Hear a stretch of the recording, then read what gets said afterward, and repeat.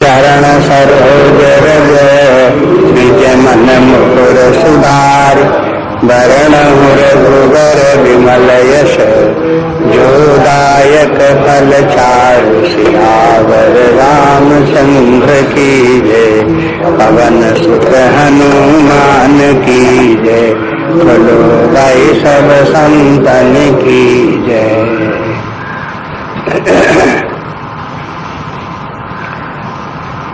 दया संख्या 41 के बाद 41।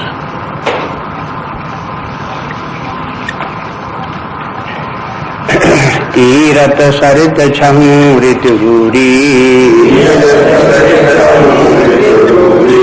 समय सुहावनि पावनि भूरी। हिम हिम शैल सुता शिव ब्याहू शिशिर सुखद प्रभु जन्म उछाहू।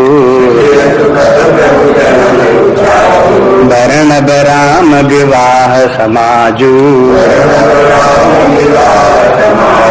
सोमुद मंगलमय ऋतुराजू। ग्रीष्म दुसह राम बन गमनु पंथ कथा कर आतप पवनु। बरसा घोर निशाचर रारी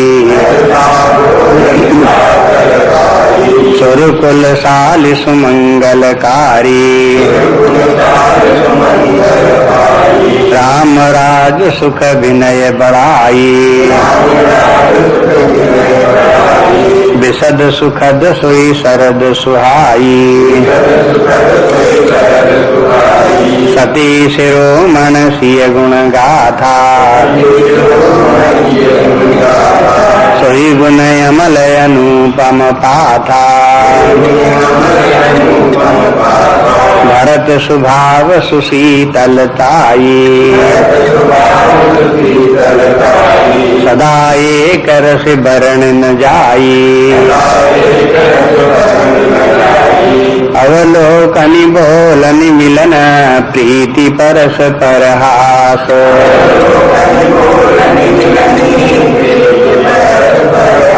भायप भल चहु बंधु की जल माधुरी सुवास। सुवास सियावर रामचंद्र की जय। पवन सुत हनुमान की जय। भाई सब संतन की जय।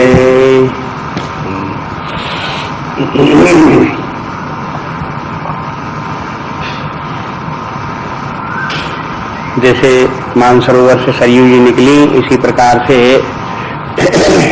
तुलसीदास जी कहते हैं अपने हृदय में भगवान की जो सुंदर कीर्ति गुण गाथा थी वही उमड़ करके निकली तो भगवान की कथा बनी। सरयू के समान भगवान की राम कथा का प्रवाह है। उसके जगह जगह के ठिकाने सब बता दिए। जैसे सरयू के किनारे बाग बगीचे हैं, अयोध्या जी हैं, सरयू जाके गंगा जी में मिलती हैं। फिर उनके सरयू जी में जो है वो जहाँ से निकलती हैं वहाँ से चलती हुई जब गंगा जी मिलती हैं तब तक उनके अनेक तीर्थ स्थल हैं, मुख्य मुख्य स्थान हैं। इसी तरह से राम कथा भी जो ये है निकलती तो है वो सुमानस नंदनी है और मिलती है भगवान की भक्ति में, भगवान राम की भक्ति में जाकर के मिलती है। और उसके जो विभिन्न घाट हैं, जगह जगह के तीर्थ स्थल हैं, उनमें से शंकर जी की बारात, भगवान श्री राम जी का जन्म, फिर उनका विवाह, फिर उनका वनगमन, रावण से युद्ध आदि, राम का राज्याभिषेक, ये सब जो कथाएं हैं वो सब मानो उसकी सरयू रूपी राम कथा की प्रवाह है, धारा है। बीच बीच में ये सब के सब उसमें कथा में आते हैं। देखते हैं जो महाकाव्य की रचना की जाती है उसमें कुछ उसके नियम हैं। उनमें से एक नियम ये भी है कि उसमें सरोवर का वर्णन किया जाए, सागर का वर्णन किया जाए, पर्वतों का वर्णन किया जाए, नदियों का वर्णन किया जाए, ये उनमें महाकाव्यों का वर्णन आवश्यक है। ऋतुओं का भी वर्णन किया जाए, 6 ऋतुएं हैं तो उन 6 ऋतुओं का भी वर्णन होना चाहिए। तो ये महाकाव्य है, इसलिए इन सब बातों का भी वर्णन चलता रहता है। उपमा के रूप में, अलंकार के रूप में वर्णन चलता रहता है, या उन स्थल विशेषों में वर्णन चलता रहता है। अब यहाँ ये रामचरितमानस है, ये तो मानसिक मानसरोवर है, उसका वर्णन हो गया। आगे जब चलेंगे देखेंगे, जब भगवान वन में जा रहे हैं सीता जी का हरण के बाद, किष्किंधा के पास जब पहुंचे तब वहां पंपा सर मिला उनको, एक पंपा नाम का सरोवर। वो सरोवर भी बड़ा सुंदर था, निर्मल जल भरा हुआ था, कमल खिले हुए थे, तो उसका सुंदर वर्णन सरोवर का वहां वर्णन है। ऐसे नदियों का वर्णन भगवान राम ने गंगा जी पार की, यमुना पार की, उस समय उनके नदियों का वर्णन फिर वहां पर आता है। समुद्र का भी वर्णन आता है, जहां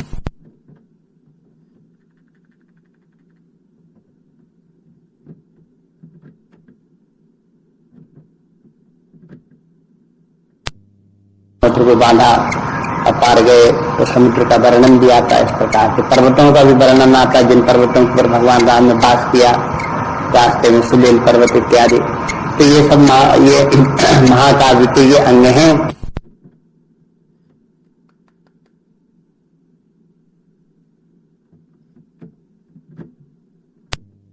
वर्णन आता है, बीच बीच में ऋतुओं का भी वर्णन आया है जगह जगह। इसमें यहाँ पे 6 ऋतुएं हैं, उन 6 ऋतुओं का वर्णन और तुलना कर देते हैं भगवान की कथा से।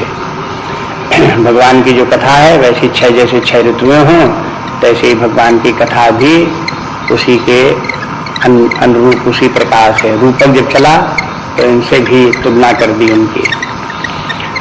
6 ऋतुएं जो शुरू होती हैं वो शुरू होती हैं हेमंत ऋतु से। हेमंत, शिशिर, फिर बसंत, फिर ग्रीष्म ऋतु, वर्षा ऋतु और फिर शरद ऋतु। इस प्रकार से एक के बाद एक ऋतुएं आती हैं। तो वर्णन शुरू होता है हेमंत ऋतु से, वर्णन शुरू करते हैं।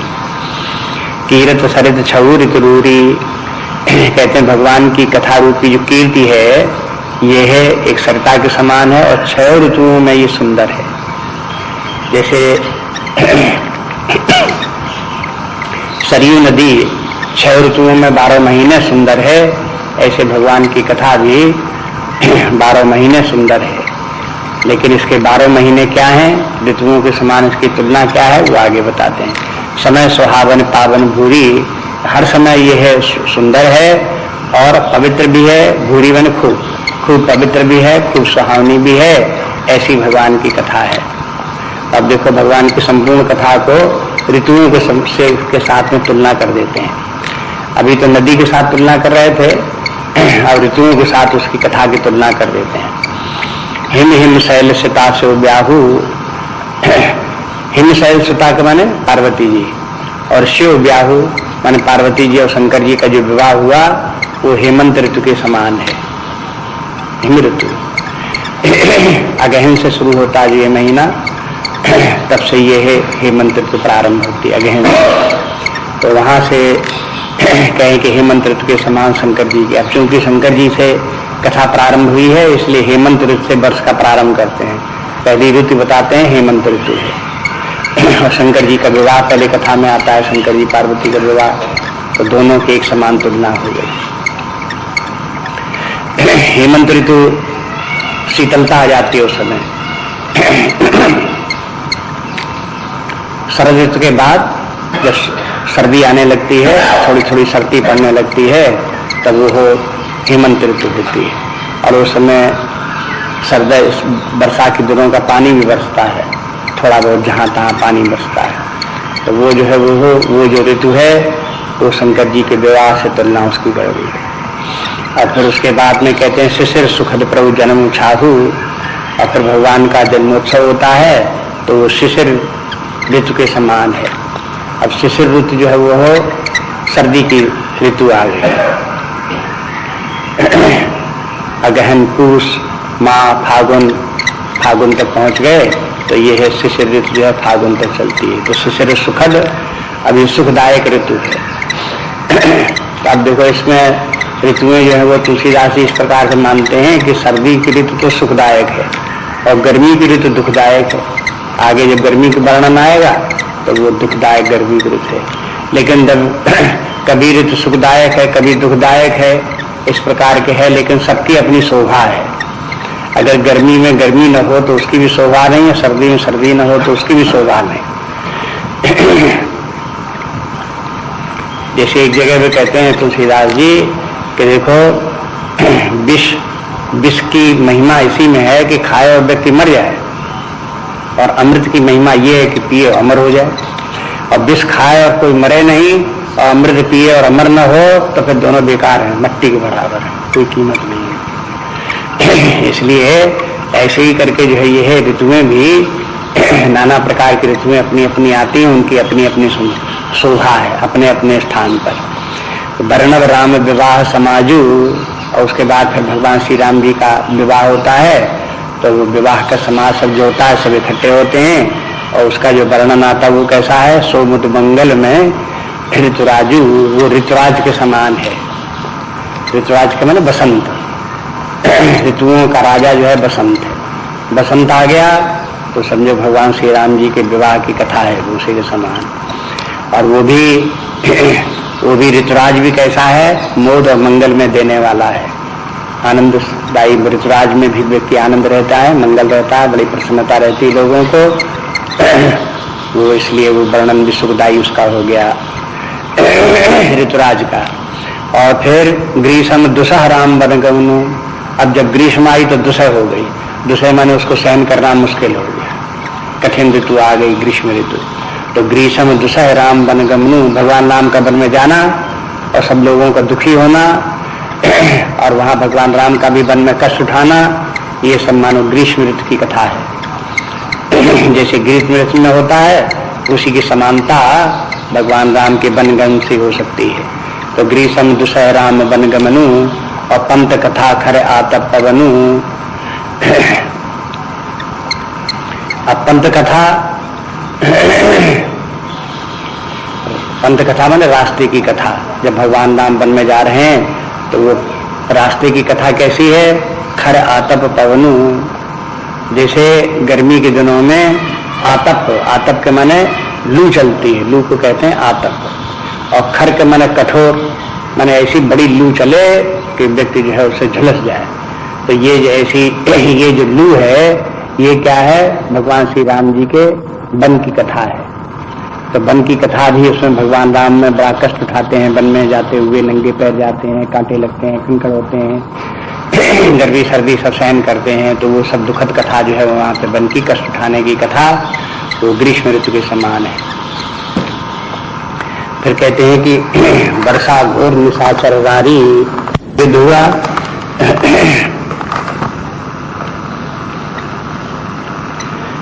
वर्षा घोर निशाचर रारी और सुरकुल साल सुमंगलकारी। और कहते हैं जैसे वर्षा ऋतु होती है तो वर्षा ऋतु भी सुखदायी होती है, लेकिन सुखदायी किनके लिए, जैसे धान के खेतों के लिए। खूब पानी बरसा तो धान के खेत लहलाने लगे, खूब हो गया है, जल्दी जल्दी बढ़ने लगे। तो ऐसे देवता लोग जो हैं साल की तरह से हैं, देवता लोग बड़े प्रसन्न हुए। जब रावण ये निशाचर लोग मरने लगे, देवता लोग प्रसन्न होने लगे। तो इस तरह से जो है युद्ध जो है उसकी युद्ध की कथा ये हो गई वर्षा ऋतु के समान। और बहुत सी तुलनाएं हैं इसमें, देखेंगे जैसे वर्षा ऋतु में पानी बरसता है, झड़ी पड़ती है, ऐसे युद्ध क्षेत्र में बाणों की झड़ी लगती है, अस्त्र शस्त्रों की झड़ी लगती है, खूब वर्षा होती है उनकी। तो उसमें वर्षा ऋतु और युद्ध, इनमें दोनों में बहुत समानताएं दिखाई देती हैं, इसलिए इन दोनों को तुलना कर दी इस प्रकार से। राम राज सुख विनय बड़ाई, और फिर उसके बाद फिर रावण मारा जाता, भगवान लौट करके अयोध्या में आते हैं और राज सिंहासन पर बैठते हैं, तो फिर राम राज्य की स्थापना होती है। राम राज सुख और विनय बड़ाई। और फिर उसकी यहाँ विनय के माने है, नय में बी लगा दिया गया, नय के माने है नीति। राम राजनीति, भगवान राम की फिर नीति जो है वो और विनय माने विशेष प्रकार की सुंदर नीति उसमें स्थापित हुई। भगवान राम राज्य सिंहासन पर बैठे, सब प्रजा सुखी हो गई। क्यों सुखी हो गई? कि भगवान की नीति इस प्रकार की थी, राजनीति, जिसके कारण सब प्रजा सुखी हो गई। और बड़ाई फिर भगवान श्री राम जी की यश कीर्ति सब लोग गाथा गाने लगे कि भगवान राम का कितना सुंदर राज्य है, सब सुखदायी है। तो ये विशद सुखद सोई शरद सुहाई, तो ये भगवान का राम राज्य जो है वो शरद ऋतु के समान आ गया और खूब सुख, विशद में खूब ज्यादा सुख देने वाला ये राम राज्य आ गया। तो राम राज्य तो बहुत दिनों तक चला, 10,000 वर्ष तक चला, इसलिए वो विशद है और खूब सुखदायी भी रहा। उन दोनों सब लोग प्रजा खूब सुखी रही, इसलिए विशद सुखद कह दिया। और यही बात शरद ऋतु में भी है। शरद ऋतु जो है वो भी सुखदायी ऋतु है, न गर्मी है न सर्दी है, मध्यम उस समय टेम्परेचर रहता है, इसलिए वो भी सुखदायी ऋतु है। जैसे बसंत ऋतु तैसे शरद ऋतु, ये दो ऋतुओं में न गर्मी हो न सर्दी हो, तो न गर्मी की अधिक गर्मी का दुख न अधिक सर्दी का दुख। इस समय जो है ये है समशीतोष्ण में रहते हैं। कहते हैं फिर सती सरोमण सी गुण गाथा, सही गुण अमल अनुपम पाथा। तो 6 ऋतुओं तो हो गई है। अब इसके बाद में सरयू नदी का जो जल और ये भगवान की कथा, तो इन दोनों की, जल की और भगवान की कथा के दोनों की तुलना करके दिखाते हैं। देखो सरयू नदी में जो जल बह रहा है वो कैसा है, उसका क्या गुण है कि वो अमल है, बिल्कुल स्वच्छ साफ निर्मल जल जैसे सरयू में बहता हो, इसी प्रकार से भगवान की गुण गाथा जो है वो भी परम स्वच्छ निर्मल है। इस गुण गाथा में भगवान की जो है कई चीजें हैं। भगवान की जो गुण गाथा है वो तो जल के समान है। सीता जी की जो गुण गाथा है वो जल की स्वच्छता के समान है। इसी प्रकार भरत की जो गुण गाथा है वो उसकी शीतलता के समान है। और फिर चारों भाइयों का आपस का भ्रातृत्व प्रेम है, वो उसकी जल की मधुरता के समान है। जैसे जल में कई गुण होते हैं, जल स्वच्छ भी होता है तो उसका गुण है स्वच्छता। यहाँ पर जल के 4 गुण दिखाए गए हैं। जल स्वच्छ भी है, जल शीतल है, जल मधुर है और जल हल्का है। हल्कापन भी जल का एक गुण है। भारी पानी जो है वो नुकसान करता है, हाजमे में गड़बड़ करता है, पीने लायक नहीं होता। इसलिए 4 गुण जल के हैं और वो चारों गुण इसमें कथा में भी हैं। भगवान की कथा में भगवान की कथा तो स्वयं जल के समान, और उसमें जो है ये है सती सरोमण सी गुण गाथा। सतियों में सरोमण सीता जी की जो गुण गाथा है वो जल की जो है वो निर्मलता है। सोई गुण अमल अनुपम पाथा। पाथा के मैंने जल, पाथ के मैंने जल है। जो अनुपम जल है वो भगवान की गुण गाथा का, उसकी निर्मलता सीता जी की का चरित्र है। और भरत स्वभाव सुशीतलताई, और भरत जी का चरित्र, उनका जो स्वभाव है वो जल की शीतलता है। जैसे सरयू जल जी का जल जो है प्रवाहित हो रहा है वो शीतल जल है, तो वैसे ही शीतल जल की तरह से भगवान ये भरत जी का जो चरित्र है वो भी शीतल है। सदा एक रस बरने न जाई, और कहा कि सदा एक ही समान रहता है। शीतलता जल जैसे सरयू की जल सदा शीतल रहता है, माने ऐसा नहीं गर्मी के दिनों गर्म हो जाए तब भी शीतल रहेगा, सर्दियों में भी शीतल रहेगा, सदा शीतल रहने वाला हो। ऐसे ही भरत जी का जो चरित्र है वो सदा शीतल रहने वाला है। अनुकूल स्थिति आवे तो भी, प्रतिकूल स्थिति आवे तो भी उनके चरित्र में, व्यवहार में उग्रता नहीं दिखाई देती, घोर नहीं दिखाई देता उनका चरित्र। वो सदा ही शीतल शांत में उनका स्वभाव वो सब दिखाई देता है। अवलोकन बोलन मिलन प्रीति परस्पर हास, चारों भाइयों का आपस में मिलना और सबका जो प्रेम है ये जल की मधुरता है। वो कथा में जो मधुरता है वो चारों भाइयों के आपस का प्रेम है। भायप भली चहुबंधु की, चारों भाइयों का भायप भली, भायप मैंने भ्रातृ प्रेम, बहुत अच्छा भ्रातृ प्रेम चारों भाइयों का है। उनका कैसा चारों भ्रातृ प्रेम, अवलोकनी, वो जब एक दूसरे को देखते हैं तो भी प्रेम पूर्वक देखते हैं, उनका देखना भी प्रेम पूर्वक, और बोलनी, बोलना भी प्रेम पूर्वक, मिलनी, उनका चारों का मिलना भी प्रेम पूर्वक, प्रीति और परस्पर हास, और आपस में हास माने प्रसन्नता के साथ बातचीत करना, ये सब जो है ये भ्रातृपन की भाव का वर्णन है। ये व्यवहार होना चाहिए तो इस प्रकार का होना चाहिए, जैसे यहाँ वर्णन कर दिया ऐसे आपस में मिलने जुलने में, बोलने में, बैठने में, देखने में, सब बातों में प्रीति का भाव हो कि जहां प्रीत नहीं है, कोई व्यक्ति अच्छा नहीं लगता है, उसको देख करके कोई व्यक्ति कुड़ गया तो देखेगा तो दृष्टि भी उसकी टेढ़ी पड़ेगी, उसके बोलने में भी वक्रता होगी, कर्कशता होगी।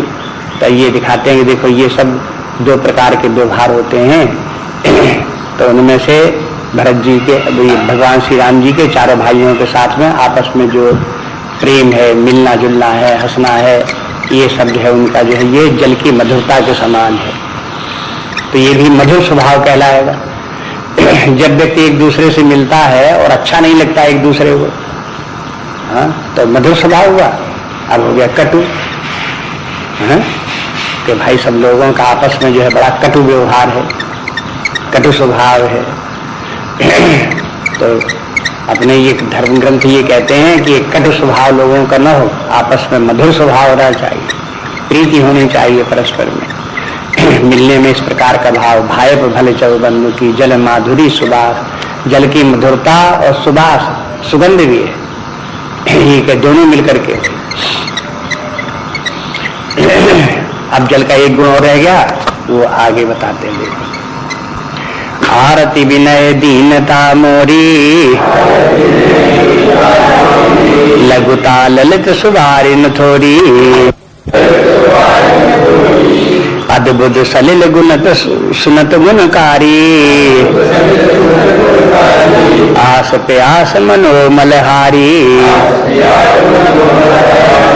राम सुप्रेम ही कोशति पानी, सादर मज्जन पान किए ते, मिटहि ताप पर ताप हिए ते, जिन यही बारन मानस धोए, कायर कल काल बिगोए, त्रषित निरख रवि कर भव पारी, फिर मृग जिम जीव दुखारी, मत अनुहार सुबार गुण, गन गन मन अनुदाय, सुमिर भवानी शंकरहि, कह कवि कथा सुहाय,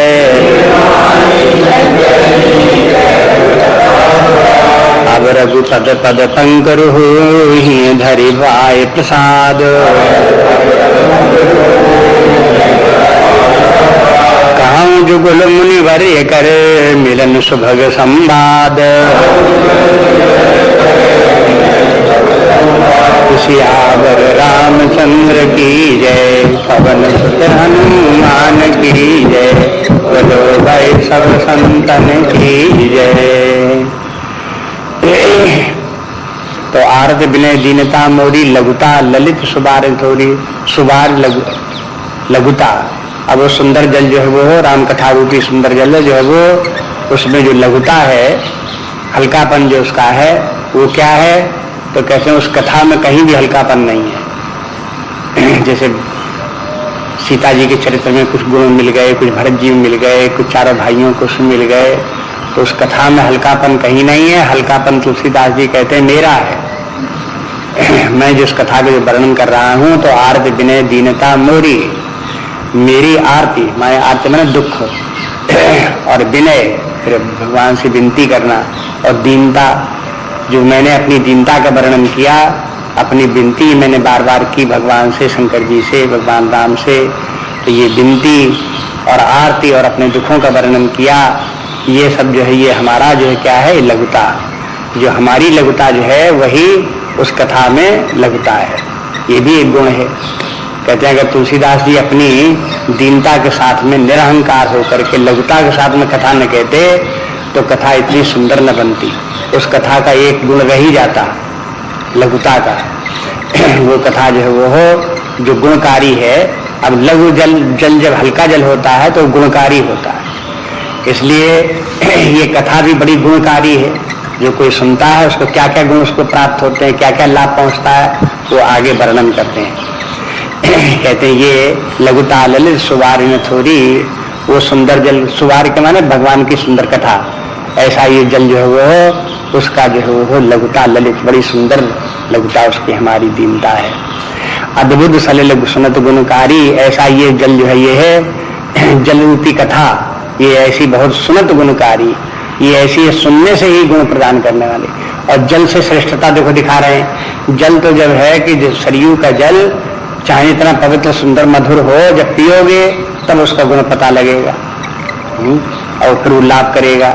लेकिन कथा कैसी है, ये से पीनी नहीं पड़ती, कानों से सुनने मात्र से अपना गुण प्रदान करती है। तो कथा का सुनना ही कथा का पीना है। आगे चल करके बताएंगे कि देखो जिनके श्रवण समुद्र समाना, कथा तुम्हार सरित सरनाना, और भरे निरंतर हो न पूरे, तिनके ग्रह तिनके उर तुम कहूँ ग्रह रूरे। तो मैंने कथा का श्रवण करते में जो है वही उसका जल का जैसे पीना हो तैसे कथा का श्रवण करना है।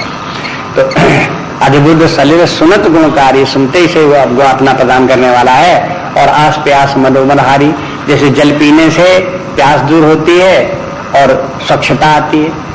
अगर पानी नहा लो तो शरीर साफ हो जाए, पी लो तो प्यास बुझ जाए।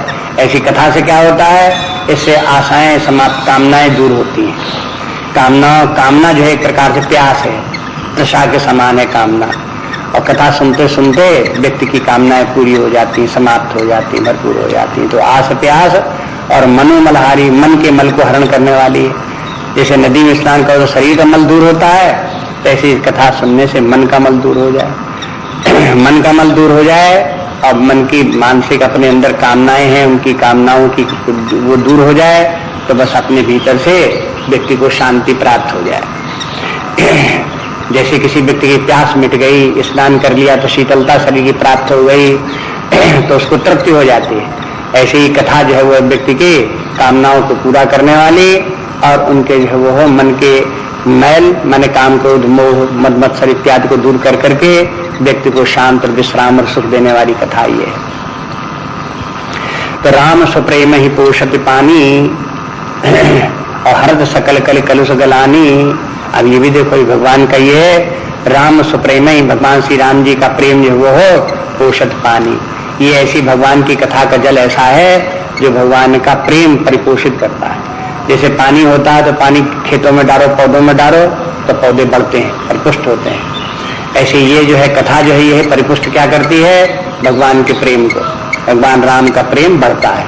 जैसे जैसे कथा सुनते रहेंगे भगवान का प्रेम बढ़ता रहेगा। कथा नहीं सुनेंगे तो भगवान के संबंध में जानकारी भी नहीं हुई, भगवान में प्रेम भी नहीं आएगा। कभी कभी लोग बाग यही सोचते रहते हैं कि भगवान की भक्ति कैसे प्राप्त हो, भगवान की भक्ति कैसे प्राप्त हो। अब रामचरितमानस में बार बार लिखा हुआ कि भगवान की भक्ति कैसे प्राप्त हो। भगवान की भक्ति की प्राप्त करने का यही साधन है। वेदांत पढ़ोगे तो ज्ञान आएगा, बुद्धि का विकास होगा, ज्ञान उत्पन्न होगा। भागवत पढ़ो, रामचरितमानस पढ़ो तो भक्ति आ जाएगी। वेदांत ज्ञान देने वाला है और ये रामचरितमानस और भागवत ग्रंथ, भगवान राम की कथा, भगवान कृष्ण की कथा, इन कथा को पढ़ेंगे तो भक्ति आ जाएगी। इस तरह से जो है ये कथा जो है राम सुप्रेम ही पोषति, पोषक माने परिपुष्ट करती है, प्रेम और बढ़ता है। और हरत सकल कल कलुष गलानी, और ये कलयुग के जो कलुष हैं और ग्लानी है उन सबको मिटाने वाली है। माने कथा सुनने से कलयुग के दोष क्या हैं, वही काम क्रोध आदि विकार, मन के दोष जो है विकार जो उनको दूर करने वाली है, चित्त को निर्मल करने, शांत प्रदान करने वाली कथा है। धीरे धीरे मन निर्मल हो जाता, पवित्र शुद्ध हो गया। तो भव श्रम शोषक तोषक तोषा, कहते हैं भव श्रम शोषक, ये संसार रूपी श्रम जो जीव कर रहा है उस श्रम को ये हरण कर लेने वाला है।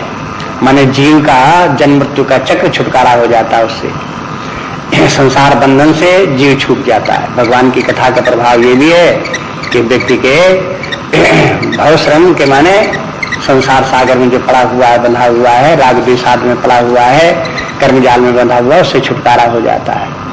और तोषक तोषा, तोषक का भी तोष करने वाला है। तोष माने संतोष प्रदान करने वाला। जो संतोष प्रदान करने वाला जो संतोष है, उस संतोष को भी संतुष्ट करने वाला है। माने ये बहुत संतोष देने वाली कथा है। व्यक्ति कथा सुनते सुनते व्यक्ति का मन तृप्त हो जाता है और संतुष्ट हो जाता है। तो संतोष होना, मन का जो है संतुष्ट होना, तृप्त होना, ये भी एक गुण है, व्यक्ति के अंदर आ जाता है। तो ये कथा जो है ये व्यक्ति को संतोष प्रदान करने वाली है। और समन दुर्द दुख दारिद्र दोषा, और ये समस्त दरिद्र दुख और ये इनके दोष, इन सब तीनों का जो है वो हो समन, इनको सबको समन कर देने वाली है। कथा सुनते सुनते व्यक्ति के सारे दुख दूर हो जाते हैं। और जब भवबंधन ही छूट हो गए तो ये भवबंधन जैसे छूट गए तैसे ये दुख भी सारे व्यक्ति के छूट जाते हैं। व्यक्ति की दरिद्रता भी समाप्त हो जाती है।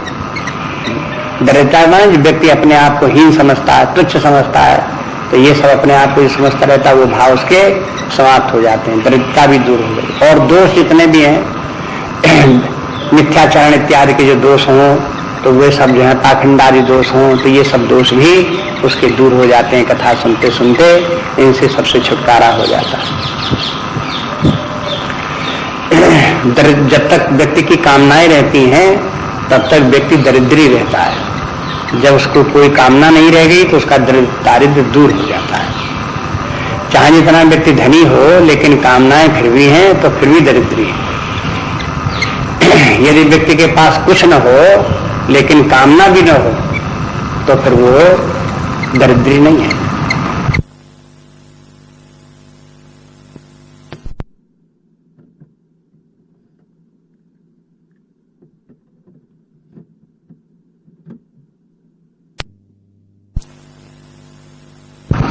जैसे अन्य लोगों में जब दरिद्री होंगे तो उनमें हीन भावना रहती है, अरे साहब आता है क्या, हम तो दरिद्री आदमी हैं।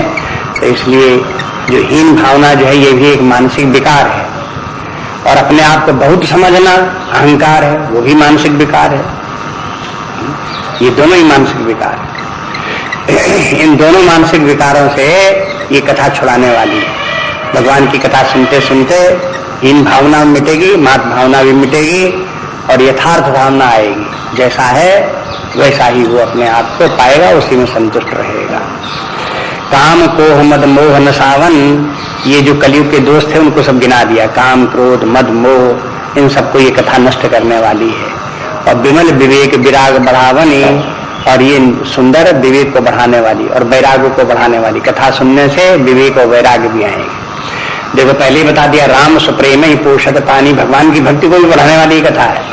और ये कथा जो है वो हो विवेक विराग बढ़ावनी, विवेक और वैराग को भी बढ़ाने वाली है।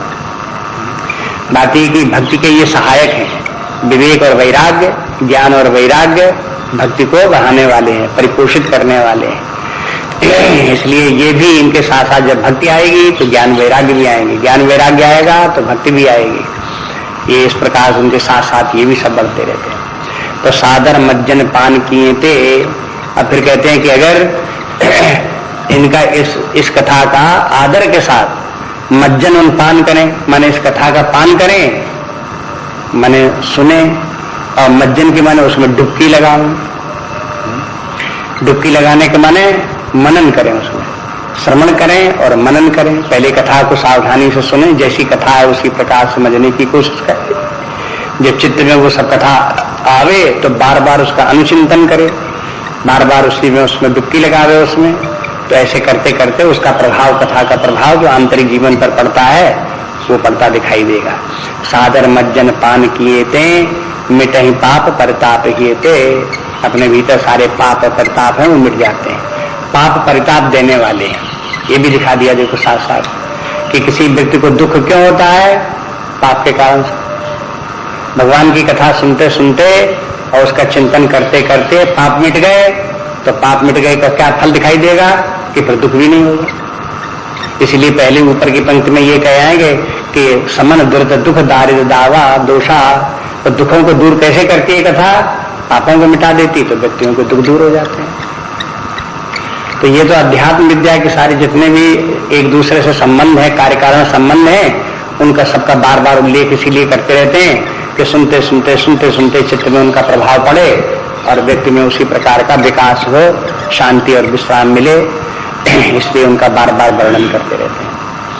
तो ये यहाँ पर मिटहि पाप परिताप ही थे। अभी कहते हैं कि देखो जिन यही बार न मानस धोए, माने जिन लोगों ने अपने मन को इस भगवान की कथा रूपी जल में धोया नहीं, माने धोना चाहिए। माने ये कथा जो भगवान की कथा जो है वो हो निर्मल शुद्ध जल के समान है, मधुर जल के समान है। इसमें जैसे लोग स्नान करते हैं, पानी पीते हैं तो उनको लाभ होता है, ऐसी जो इस कथा को सुने, इसका चिंतन करे, बार बार मनन करे तो तब तो उसको लाभ होंगे। अनेक प्रकार के लाभ बता दे, ज्ञान भी आएगा, भक्ति भी आएगी, मानसिक विकार भी दूर होंगे, चित्त शांत भी होगा, निर्मलता आएगी, प्रसन्नता आएगी, कामनाएं छूटेंगी, ये सब लाभ बता दिए। लेकिन जो ये सब नहीं करेगा उसका क्या होगा? ये कोई लाभ उसे प्राप्त नहीं होंगे, बल्कि उल्टे संसार सागर में पड़े ही रहेंगे। कहते हैं जिन यही बारन मानस धोए, जिन्होंने इस रामचरितमानस रूपी कथा में, इसके जल में इन्होंने अपने मन को नहीं धोया। माने ये कथा तो अपने मन को धोने के लिए, मन को साफ करने के लिए, और जिन्होंने अपने मन को इस कथा के द्वारा साफ नहीं किया तो ते काय कलिकाल बिगोए, तो कहते हैं ऐसे ये लोग, वो लोग कायर हैं और कलयुग ने उनको ठग लिया है। कायर क्यों है? जैसे पहले बताए आए हैं कि देखो गयो न मज्जन पाव भागा, क्यों जड़ता जाल विषम जर लागा। बस जैसे सरोवर के पास गए तो वहां पर जाने पर भी उसमें स्नान नहीं कर पाए, सर्दी लग गई। तो ऐसे यहाँ कहते हैं कि जो कायर लोग हैं उस पानी में प्रवेश करके सर्दी की वजह से स्नान नहीं करते। ऐसे जो लोग इस कथा रूपी जल में अपने मन को स्नान नहीं कराते, इसके माने कायर है, उनको इतनी हिम्मत नहीं पड़ती कथा को सुने, उसका चिंतन करें। तो उनके लिए इस प्रकार से कायर कह करके उनकी निंदा कर दी, और दूसरी तरफ से ये कह दिया, कायर कह करके उनको ललकार दिया कि कोई व्यक्ति अपने आप को कायर नहीं मानना चाहता, कि अगर तुम अपने आप को कायर नहीं मानते तो आओ सुनो कथा, लगाओ उसमें डुबकी, मन अपना साफ करो, स्वच्छ करो, ऐसे ललकार भी दिया उनको। तो कहते हैं ते कायर कलिकाल बिगोए, और ऐसे लोगों को कलयुग ने ठग लिया है।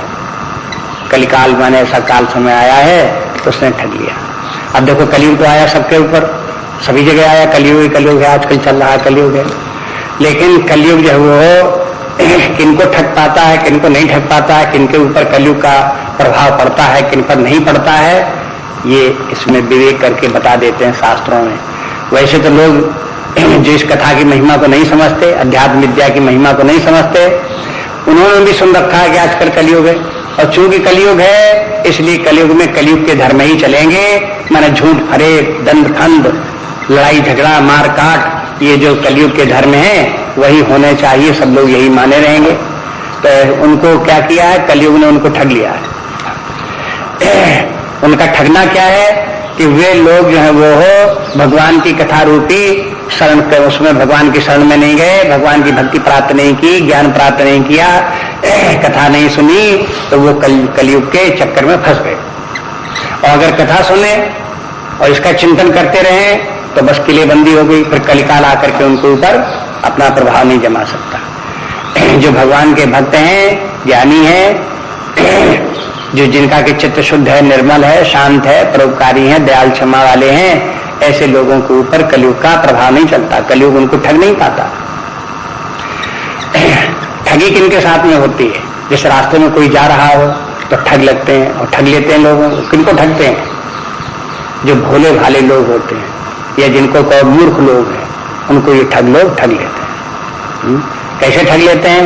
उनको लोभ दिखा करके, कहीं कुछ उनको लोभ दिखा दिया, उनको और ठग लिया। साथ में बैठा यात्री कोई जा रहा है, उसने कुछ उसको पीने के लिए बीड़ी दे दी, सिगरेट दे दी, तम्बाकू दे दी, तो उसने कहा बड़ा अच्छा आदमी है, ला उसको लेकर खा ली। अब पता लगा उसके भीतर ऐसी चीज थी कि बेहोश हो गए, चक्कर आने लगा। जितनी देर में चक्कर आया लगा, देखा तो समझ गया कि चक्कर आ गया। उसका जितना सामान था, झोला झंडा उठाया तो रास्ते में उतर गया। अब देखो ठग लिया कि नहीं ठग लिया? तो ठगा किस बात पर? जब तक कि कोई व्यक्ति लोभ में न पड़े तब तक कैसे ठग ले? तो कलयुग जो है वो हो लोभ देता है। क्या लोभ देता है? कि देखो आजकल बहुत अच्छा समय है। क्या अच्छा समय है? कि कोई मेहनत करने की जरूरत नहीं, छल प्रपंच से तुम कहीं भी कुछ भी प्राप्त कर सकते हो, धोखाधड़ी से कुछ भी प्राप्त कर सकते हो। कहीं कोई व्यक्ति तुम्हें मिल जाए जिसके पास संपत्ति को गला दबा दो, छीन लो, इतना आसान है। आपको महीनों महीनों वर्षों वर्षों मेहनत नहीं करनी पड़ेगी। आप 10 वर्ष में मेहनत करके जितना नहीं कमा सकते उतना तो मिनटों में मिल जाएगा। ये कलयुग जो है लोभ देता है, और जहां कलयुग ने ऐसे लोभ दिया तो लोग बाग उसी कलयुग के लोभ में आ गए तो ठग गए। और ये ठगी वाली किन पर चलेगी? जिन्होंने भगवान की कथा नहीं सुनी। भगवान की कथा सुनकर के व्यक्ति बड़ा बुद्धिमान हो जाता है, बड़ा समझदार हो जाता है, फिर दुनिया फिर कलयुग उसको ठग नहीं पाता। ज्ञानवान हो गया, समझदारी हो तो वो जान जाता है कि सब ये शॉर्टकट जितने भी हैं कि बस एक ही दिन में धनी बन जाओ, एक ही दिन में सारे सुख प्राप्त कर लो, ये सब झूठी बातें हैं, ठगी की बातें हैं, उनके पास नहीं जाता है ऐसे करके। इसलिए कहते हैं ते कायर कल काल बिगोए। अब कहते हैं कि देखो, अब जैसे वैसे तो कुछ तो पंक्तियां ऐसी हैं कि जैसे पढ़ो तो ऐसे अर्थ लग जाता है, कुछ में थोड़ा दिमाग लगाना पड़ता है। अब जैसे आगे की पंक्ति त्रिश थे निरख रवि कर भव बारी, और फिर यही मृग जिम जीव दुखारी। अब इसमें एक उदाहरण देते हैं कि जैसे मरुस्थल है और मरुस्थल में पशु हैं, प्यासा पशु है और उसको मृगजल दिखाई देता है, वो पानी सरोवर का जो उसमें रेगिस्तानी जल, जो वहां जल है नहीं लेकिन चमकता हुआ पानी जैसा मालूम पड़ता है, तो प्यासा पशु उस पानी के लिए भागता है, और जितना ही उस पानी की तरफ भागता है तो भागने का श्रम और पड़ता है, तो श्रम के कारण से उसकी प्यास और बढ़ती है, तो जब और प्यास बढ़ती है तो और दुखी होता है। तो जो पशु की दशा होती है मरुस्थल में, वही दशा ऐसे लोगों की होती है जिनका की वर्णन ऊपर कर रहे थे, जिन यही बार न मानस धोए और जे कायर कल काल बिगोए। तो जैसे कायर उन लोगों को ऐसे ही ठगता है जैसे कि मरुस्थल में वो मृगबारी है, मैरेज का जो पानी है वो दिखावटी पानी, वो जैसे कि पशुओं को ठगता है, पशु उसी के पीछे भागते हैं। कलयुग में भी लोग बाग इसी प्रकार से करते हैं। त्रषित निरख रविकर भवबारी, त्रषित माने प्यासे, निरख देख करके रविकर, रविकर माने सूर्य की किरणों का पानी, माने जैसे कि वो हो मृग मरीचिका, तो उस मरीचिका को जो है वो हो, उसको देख करके त्रषित मृग जैसे दौड़ते हैं, ऐसे ही ये मनुष्य है, वे मनुष्य जो कलकाल ने जिनको ठग लिया है, वे भवबारी। तो भवबारी और ये रविकर बारी, ये दोनों एक समान है। माने संसार जो है ये है, जिस जीव जो है जिस संसार में पड़ा हुआ है, ये संसार भी मरुस्थल के जल के समान है। जैसे मरुस्थल का जल झूठा, तैसे जीव जिस संसार में पड़ा हुआ है और आशाएं लगाए हुए हैं कि ऐसा कर लेंगे तो और सुखी हो जाएंगे, ऐसा कर लेंगे तो काम बन जाएगा, ऐसा हो जाएगा तो और अच्छा हो जाएगा, तो ये तमाम आशाएं जो संसार में करता रहता है, ये सब उसके मृगबारी के समान है संसार उसका। और जैसे उधर पशु जो है वो पानी की तरफ दौड़ता है तो वो प्यासा है, दौड़ता है, इसी प्रकार जो संसार सागर में पड़ा हुआ है वो कामनाओं से त्रसित है। वो कामनाएं उसकी इतनी ज्यादा है कि कामनाओं की उसकी प्यास है, उनको पूर्ण करने के लिए संसार के चक्कर में वो दौड़ा करता है, भागा करता है। तो ऐसे लोग क्या होगा, इनको कभी विश्राम नहीं मिलेगी। कहते हैं फिर यही मृगजिम जीव दुखारी, ये जीव जो है सदा दुखी होते हुए पशुओं की तरह से भागते ही रहेंगे, भटकते ही रहेंगे। ये एक प्रकार से कठोर वचन जैसे करके तुलसीदास जी ने बोल दिया, समझा दिया कि देखो अगर रामचरितमानस नहीं पढ़े, रामचरितमानस हो या भागवत हो या गीता हो या उपनिषद हो, कोई भी ग्रंथ हो, अगर आप इनको पढ़ते नहीं और अपने चित्त को साफ स्वच्छ निर्मल नहीं करते, ज्ञान नहीं आता है, वैराग्य और भक्ति नहीं आती है, तो इस कलिकाल में समझो कि तुम्हारा फिर विनाश ही है। नाना प्रकार की चिंताएं भय क्लेश में पड़ेंगे, कामनाएं तुम्हें परेशान करती रहेंगी, कभी शांति विश्राम मिलेगी नहीं, दुखी दुखी होते रहो। ये तात्पर्य होगा। इतना ये कह करके सावधान कर देते हैं कि इस कलिकाल में व्यक्ति को भगवान का नाम जरूर लेना चाहिए, कथा जरूर सुननी चाहिए, विचार चिंतन इस प्रकार के जरूर करना चाहिए, तभी इस कलिकाल में व्यक्ति को बचत हो पाएगी, नहीं बचत नहीं होगी। तो त्रसित रविकर भवबारी। अब देखो भवबारी जो ये है, इसमें ये भी दिखा दिया परमात्मा ही एकमात्र सत्य है, और ये सब जितनी विषयों का जो जाल दिखाई देता है, सुखदायी लगता है सबका विषयों के सुख, उनमें राग हुआ करता है व्यक्ति का, यही उसका संसार है। और ये संसार झूठा है। जैसे मरुस्थल का पानी झूठा है, इसी तरह से विषयों के सुख भी उसी प्रकार से झूठे। संसार भी व्यक्ति ने अपने अपने मानसिक जो संसार की कल्पना रच रखी है राग द्वेष में, ये जो संसार जो है वो हर जीव के लिए मृग बार की तरह से है। जैसे वहां पर जो है रविकर भव बारी है, उसी तरह से है ये। इसलिए यहाँ कभी भी जीव को विश्राम मिलने वाला नहीं। अनेक जन्मों से जीव इन विषय भोगों को अर्जित करता, भोगता, उन्हीं में रमण करता हुआ चला रहा है, लेकिन आज तक उसे तृप्त नहीं हुई। तो अब आप क्या समझते हो कि 2-4 जिंदगी और प्राप्त करके कभी तृप्त हो जाए? तो कभी होने वाला नहीं। इस प्रकार यही दशा रहेगी, बार बार उसी तरह विषयों के भोगों की तरफ बार बार भागता रहेगा और पीड़ित और दुखी होता रहेगा। फिर यही मृगजम जीव दुखारी।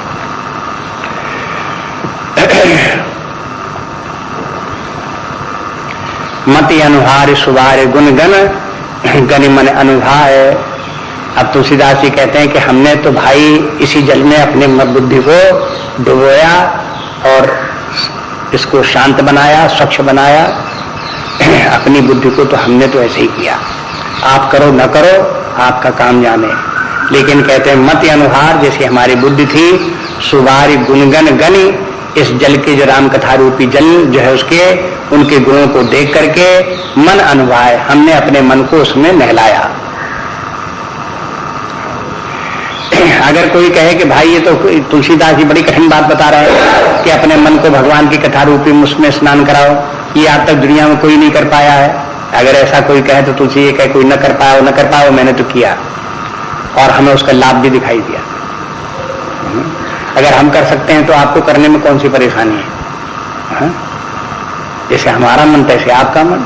अगर हमने अपने मन को इस भगवान की कथा रूपी में डुबकी लगाई और अपने मन को इस सुंदर जल में स्नान करा करके शांत स्वच्छ बना लिया, पवित्र बना लिया, तो आप क्यों नहीं बना सकते? आप भी बना सकते हो, करो उसको। सुमिर भवानी शंकर कहे कवि कथा सुहाए।